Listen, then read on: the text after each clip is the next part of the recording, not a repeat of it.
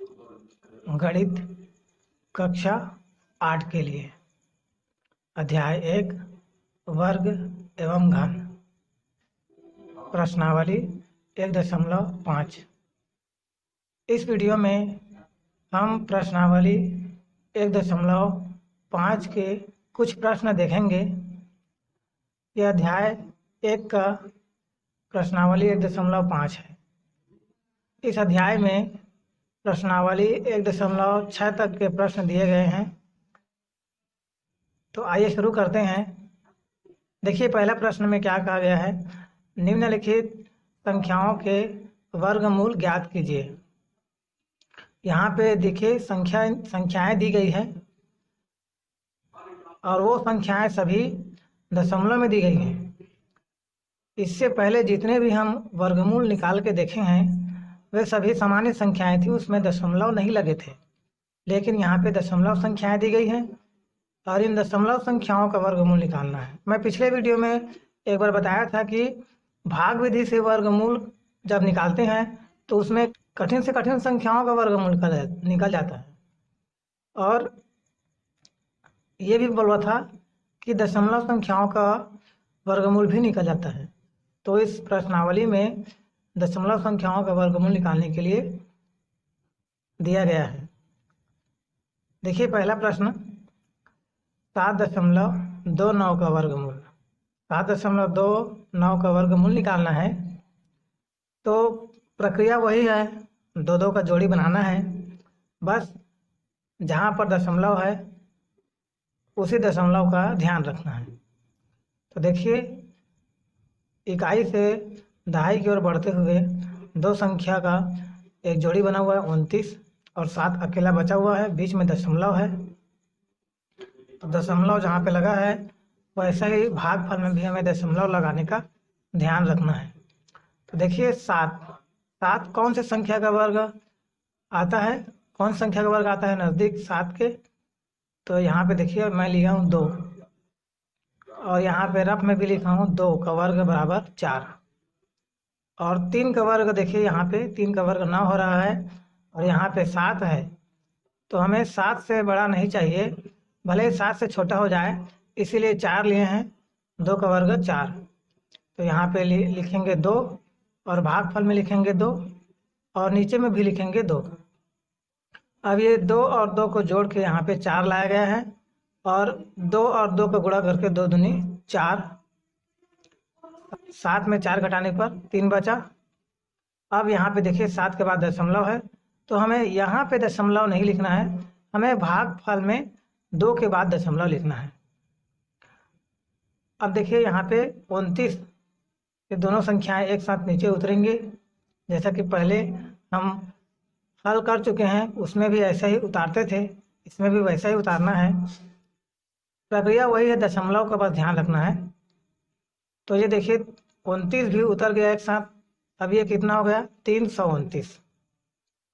अब 329 हो गया तो यहाँ पे 2 और 2 जोड़कर 4 लाए थे, तो 4 के आगे ऐसा संख्या लेना है जिसका उसी संख्या से गुणा करने पर, देखिए 329 का इकाई देखिए 9 है, तो हमें ऐसी संख्या का यहाँ पे उपयोग करना है जिसको गुणा करने पर इकाई 9 आए। तो देखिए यहाँ पे 7 लिया गया है, 7 सत्ते 49, 49 का 9 होता है, इकाई 9 होता है। यहाँ पे 3 भी ले सकते थे, 3 दिया 9 होता है। तो देख लीजिए यहाँ पे मैं 3 संख्या 3 लेकर के यहाँ पे गुणा करके भी यहाँ पे लिखा हूँ। 3 लिया हूँ तो 4 और 3 43 हो गया था और 43 में 3 लिया हूँ तो 3 का गुणा करेंगे, तो 43 गुणा 3 किया हूँ तो 129 आया है। और यहाँ पे कितना है 329। 329 बहुत बड़ा संख्या है, 129 बहुत छोटा संख्या है, इसीलिए यहाँ पे 7 लिया हूँ। 7 सत्ते 49, 49 की इकाई भी 9 आता है। तो देख लीजिए यहाँ पे 7 सत्ते यहाँ पे 4 हुआ था, 7 लिए तो 47 हो गया। 47 और 7 लिए हैं तो 47 में 7 का गुणा करेंगे, तो 47 गुणा 7 करने पर 329 आ रहा है, जो कि पूरा घट जाएगा। 7 सत्ते 49 का 9 हासिल 4, 7 चौक 28, 28 और हासिल 4 करके 32। तो यहाँ पे लिख दिए 329 और 329 में 329 घटा दिए तो यहाँ पे आ गया 0 0। अब देखिए यहाँ पे 47 के नीचे में भी 7 लिखेंगे और यहाँ पे 7 लिए थे तो भागफल में भी हम दशमलव के बाद 7 लिखेंगे। तो 47 में 7 को जोड़ेंगे तो ये 54 हो गया, 47 7 54, और यहाँ पे भागफल में आ गया 2.7। ठीक, अब यहाँ पे देखिए हमें जांचना है कि किस प्रकार से हमारा ये भाग विधि वाला गणित हल हुआ, सही हुआ। तो देखिए यहाँ पे भागफल में आया है 2.7। यहाँ पे थोड़े समय के लिए जांच करने के लिए मान लीजिए कि ये 2.7 में दशमलव नहीं है तो 27 हो जाएगा, और 27 का डबल यहाँ पे कितना होता है 54। 27 का डबल 54 होता है, और यहाँ पे जोड़ने पर भी 54 आया है। ठीक है, तो ये जांचने भर के लिए है, दशमलव को नहीं मानना, बाकी दशमलव को मानना है। भागफल में आया है 2.7, अतः इसका डबल भी यहाँ पे आ गया। ठीक है, मानने के लिए तो ये जांच भी सही हो गया, हमारा ये 7.29 का हल भी सही हो गया, और इसका वर्गमूल आ गया 2.7, अतः 7.29 का वर्गमूल आया 2.7। अगला प्रश्न 16.81 का वर्गमूल, वही प्रक्रिया करना है।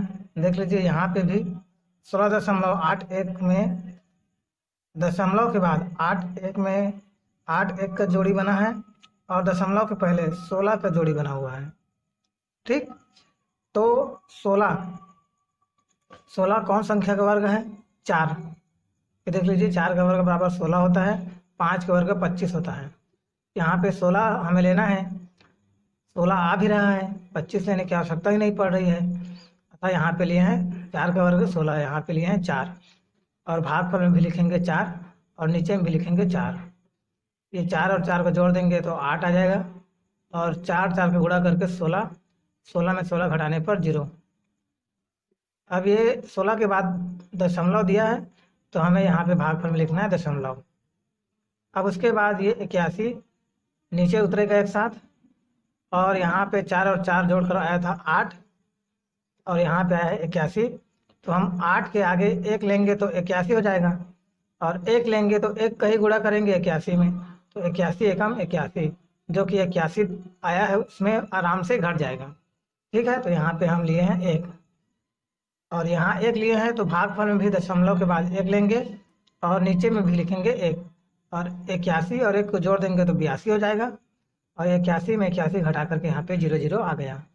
अब यहाँ पे भागफल में आया 4.1।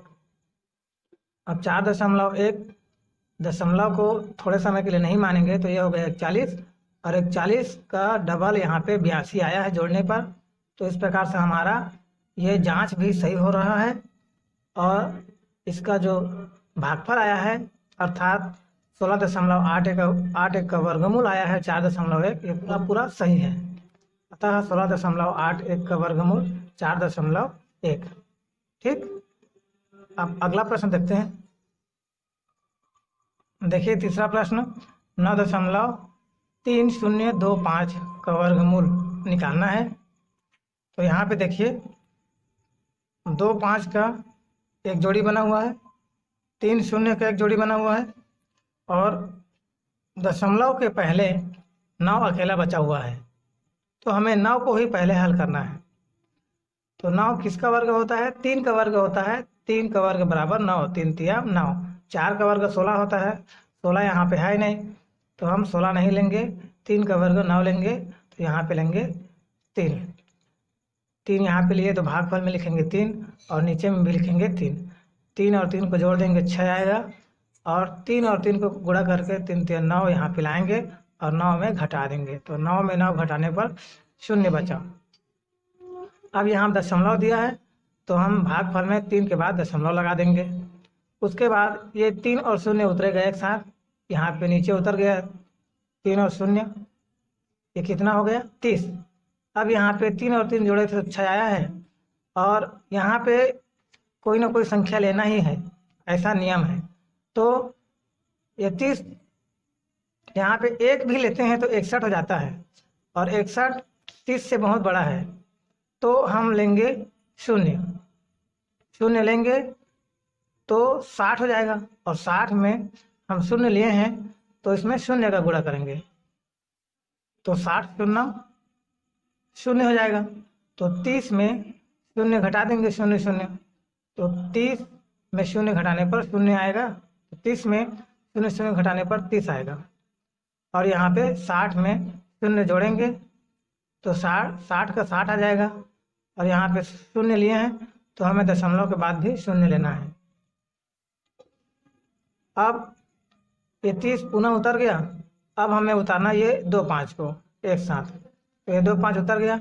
अब ये देखिए यहाँ पे एक साथ ये कितना हो गया, 3025। ठीक, अब 3025 का इकाई देखिए, इसका इकाई 5 है, तो हमें यहाँ पर ऐसा संख्या लेना है जिसका गुणा उसी संख्या से करने पर उसका भी इकाई 5 आए। तो यहाँ पे लिए हैं 5, 5 पंचे 25 होता है, और 25 की इकाई भी 5 आता है। ठीक है, तो यहाँ पे लिए हैं 5। अब ये कितना हो गया, 5 लिए तो 605 हो गया। ठीक, और 5 लिए हैं यहाँ पे, तो नीचे में भी लिखेंगे 5, और भागफल में शून्य के बाद भी लिखेंगे 5। तो 605 में 5 को जोड़ेंगे तो ये यहाँ पे आएगा 610, और 605 यहाँ पे 5 लिए हैं तो 605 में 5 का गुणा करेंगे, तो देख लीजिए 605 में 5 का गुणा करने पर 3025 आया है। 5 पंचे 25 का 5 हासिल 2, 5 शून्य शून्य और हासिल 2 करके 2, 5 छक्के 30।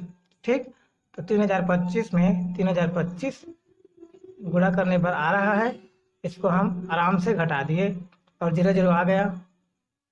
यहाँ पे देखिए भागफल में 3.05 आया है।